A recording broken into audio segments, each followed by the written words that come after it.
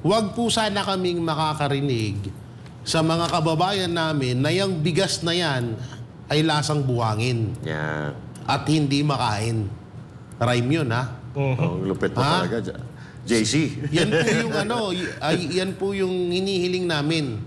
Papalakpakan po namin yan kung yan 20 kilos na bigas na yan ay makakain ng mga Pilipino. Yeah.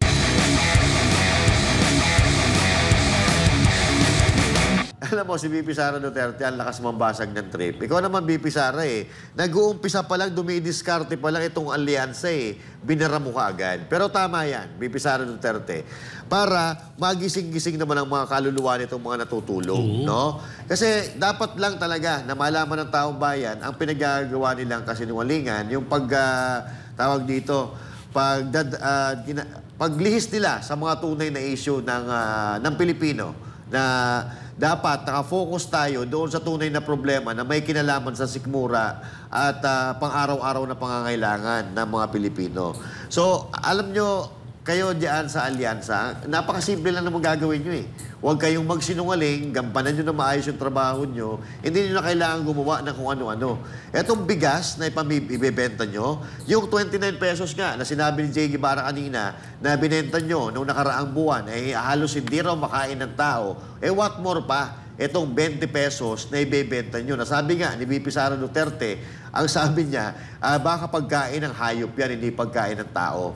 Kayo naman, bukod sa maliit na ang tingin nyo sa kapasidad ng pag-iisip ng mga Pilipino, parang ginagawa nyo pang mga hayop, no? Dahil alam naman natin, yung NFA, NFA na bigas, yan talaga yung pinakamababang uri ng bigas. Pero bigas pa rin naman yan.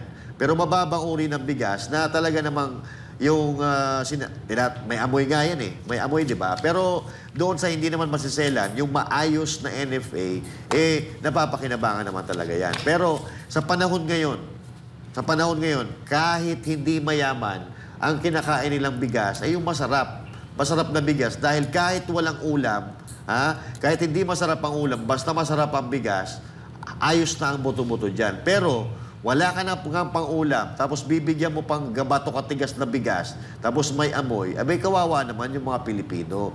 Gumawa kayo ng kapamaraanan para mapababa ang presyo nitong mga commercial rice dahil yan na po ang kinakain ng mga Pilipino. Baka yung NFA nga, I'm sorry to say, pero baka sa aso na lang po pinapakain yan. Jay. Tsaka may nakita ko kanina na pagkatapos ilabas nga itong sinabi ni Vice President Sara Duterte, may nakikita ko kanina na una daw mabibigyan sa Mindanao. Itong 20... Visayas. Visayas. Itong 20 pesos na kilo ng bigas. Alam nyo, ito, para naman di tayo bias dito, sige. Huwag po sana kaming makakarinig sa mga kababayan namin na yung bigas na yan ay lasang buhangin. Yeah. At hindi makain. Rhyme yun, ha? Ang lupit mo talaga. JC. Yan po yung yan po yung hinihiling namin. Papalakpakan po namin yan kung yan 20 kilos na bigas na yan ay makakain ng mga Pilipino. Yo. Kasi kung isipin nyo ho, na nung nagbenta sila ng 29 pesos, kagaya ng sinabi ni Master, marami nagreklamo. Kesyo dilaw, mabaho, ang hirap daw hugasan. Meron pa nga nagsabi, pangaso. So, paano pa kaya yung 20 pesos na bigas? Alam nyo, ganito lang napakasimple yan. Ang hirap kasi sa inyo, napakataas ng tingin nyo sa sarili nyo na hindi na kayo pwedeng magpakumbaba. Pwede nyo naman sabihin sa mga Pilipino na hindi nyo talaga kayang gawin yun. Huwag nyong ipilit.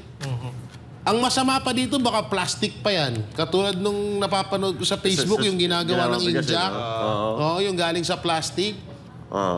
Ako hindi po nagbibintang baka, kaya may salitang baka. No, yun po ay katanungan. Baka lang. Baka lang. So, ang ano po dito, masyado ganun na ba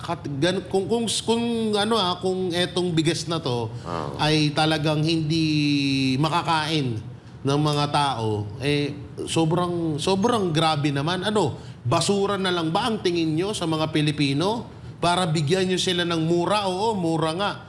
O goods po yun, wala pong problema ho dun sa murang bigas. Ay ang tanong, makakain po ba ng maayos yan? Yan ang Kapag hindi problema. po makain ng maayos yan, nako po mga kababayan, isang basura na nabubulok na lang po kayo kung tignan ni Marcos Jr.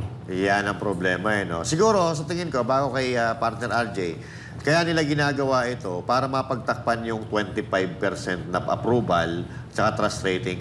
Kasi mas mababa nga naman, 20 yung bigas. So at least mas mababa yung bigas kaysa doon sa trust rating. Di ba?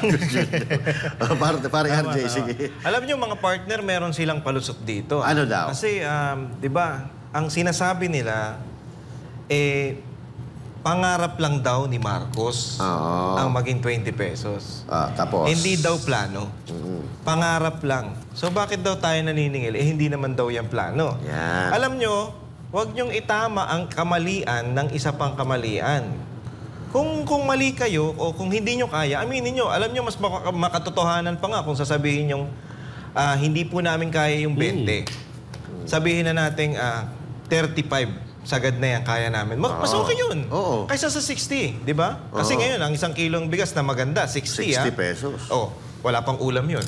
Oo. Dati, makakabili ka ng sa 100, may bigas ulam ka ka na, may ulam ka na, may pang ano ka pa, may pang merienda ka pa.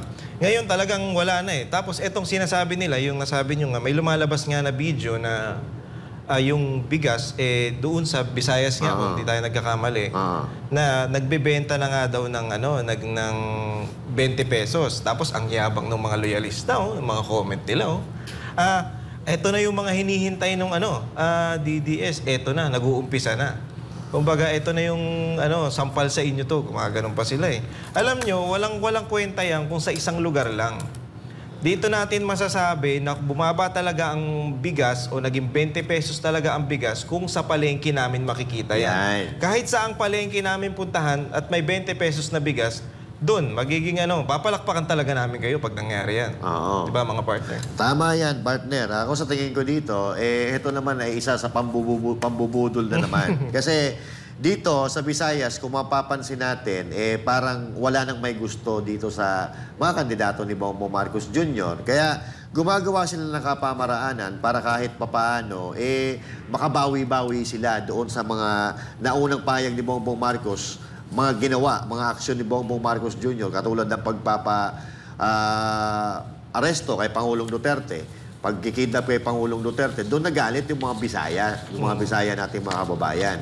At yung mga pangako niya na napapako, doon talaga nagagalit ang taong bayan. Pero ito, mga kapatid, huwag po tayo magpapabudol na. Kasi ito, tandaan nyo lang, bakit? Sa Visayas lang ba may nagugutom? Sa Visayas lang ba mahal ang bigas? Dito sa Luzon, mahal din ang bigas. Doon sa Mindanao, mahal din ang bigas. Bakit tanging sa Visayas kayo magbebenta ng tig 20 pesos na kilo ng bigas? Doon pala magtataka ka na. Ito pa, pwede naman nilang gawin yan. Like 2 years ago, pwede naman nilang gawin na 20 pesos yung isang kilo ng bigas. Bakit itinaon nila na sa kalagitnaan ng eleksyon, ginawang 20 pesos ng bigas? Tama. So, doon kayo mag-isip, mga kababayan. Kaya ngayon, ito nga ang era na tinatawag natin, kung may riding in tandem, ito yung lying in tandem.